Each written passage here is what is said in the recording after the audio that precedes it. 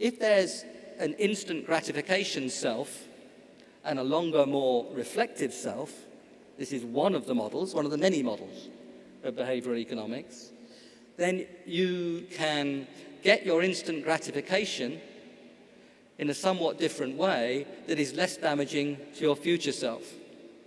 Instant gratification through watching football or taking drugs is probably different, and you might have to watch a lot of football to compensate for the loss of instant gratification for taking drugs, or you might have a lot of good meals to compensate.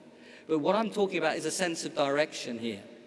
If part of the welfare story is some balance or combination of the instant self and the more reflective longer-term self, and there's an externality between the two, what's called in the profession, if I understand it, an internality, then you can make people better off by shifting them, unambiguously better off in this case, by shifting them away from those activities which are most damaging to the future self. Again, a very almost blindingly obvious application of our notions of Pareto efficiency, but it gives you some justification for the ideas of nudge. Now, it's called rather charmingly libertarian paternalism, where through the kind of options you give to people, for example, default options in pensions, you can actually make people better off. But the statement that you make people better off needs actually articulation with some care. And I think if we look at this kind of approach to the statement, you can make people better off, it might have some substance. So that's a link. The formal theorems are exactly the same, of course. There's nothing, if you wrote them down, they just look identical for climate change and for this internality. So that's taken me to the last part of what I want to say. And what I want to talk about, and I'm going to be very cheerful about the future here, is the recasting of theories of policy. First, remember what we forgot. That's basic. But also to look forward and think about all the richness of what we've been doing over the last 20 years. And I mention only 4 areas. I mentioned them at the beginning. They are essentially behavioral economics, theories of justice and empowerment, game theory, and institutional economics. You can lengthen that list, but I think those 4 are very clear examples of how we can go forward. And I'll illustrate only with the first of those 2. But we should recognize just how much has been done by applying good game theory in a kind of James Mead framework, of course, good game theory to issues of public policy. Jean-Jacques Lafont, Jean Tirole, Paul Klemperer, I could give many examples of the way in which that's been done with great productivity. I'm not going to dwell on those because my focus is elsewhere, but in thinking about the productivity of what we've been discovering, those are the kinds of examples that we should think of and think of their great potential. Now, I'm not going to review the evidence on behavioral economics.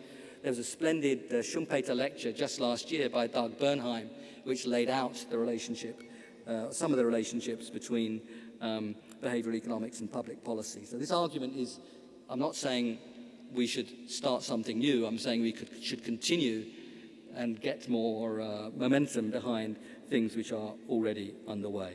But we do know now, in very powerful empirical evidence, on the unstable, inconsistent, and endogenous nature of choices and preferences. Sometimes use language of choices, sometimes preferences. It depends on the context.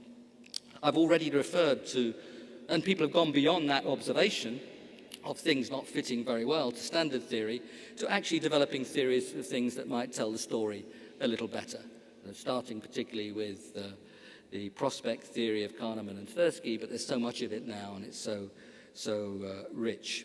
But I quite like the story, which I've already referred to, of what Lowenstein and O'Donoghue refer to as deliberative processes, the more reflective side of the story, and the affective story, the affective processes, which is more sort of emotional and focused on instant gratification.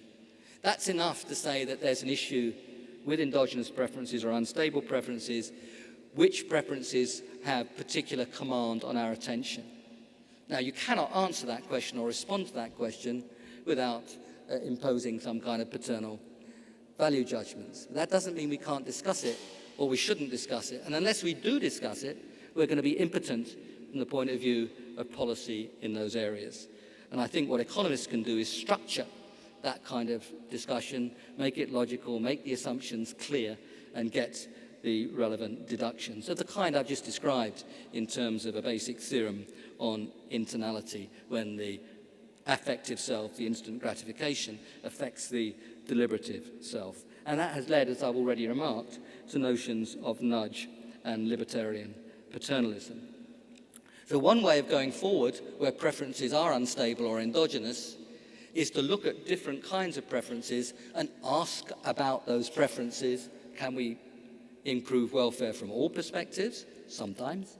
Where we can't, what should be the relevant criteria? How should we discuss the status of the different kinds of preferences? And as I said, unless we do discuss it, we won't get anywhere. A second approach, and this is what Doug Bernheim was arguing last year, was to think not of preferences but of choices. And he showed that under the assumption of acyclicity, that's if X is ever chosen over Y, then it will be never chosen, then Y will never be chosen over X if X is available. So that's acyclicity. It's close to the weak axiom of real preference, but it's weaker than the weak axiom of real preference. And it's fairly clear, it's almost immediate actually, to see why in that kind of framework a competitive equilibrium is Pareto efficient relative to the choice function. So obviously in that kind of framework, if there's a Pareto superior allocation, then that Pareto superior allocation will at the competitive equilibrium prices cost more. That's the assumption of acyclicity. If there's another allocation which costs more at the competitive equilibrium prices, then producers can't have been profit maximizing. And that's basically the simple proof of why it is that that assumption gives you that the competitive equilibrium is Pareto efficient relative to those prices. It's basically the standard proof of the first theorem of welfare economics, but acyclicity is enough to do it. And that's the interesting remark of Doug Bernheim and Antonio Rangel. And that's saying, a second route saying, let's put preferences to one side. They move about. Let's just try to think about choices that people make. And if there's sufficient structure on those choices, then we can still say something. Problem is, of course, that there may well not be sufficient structure on those preferences.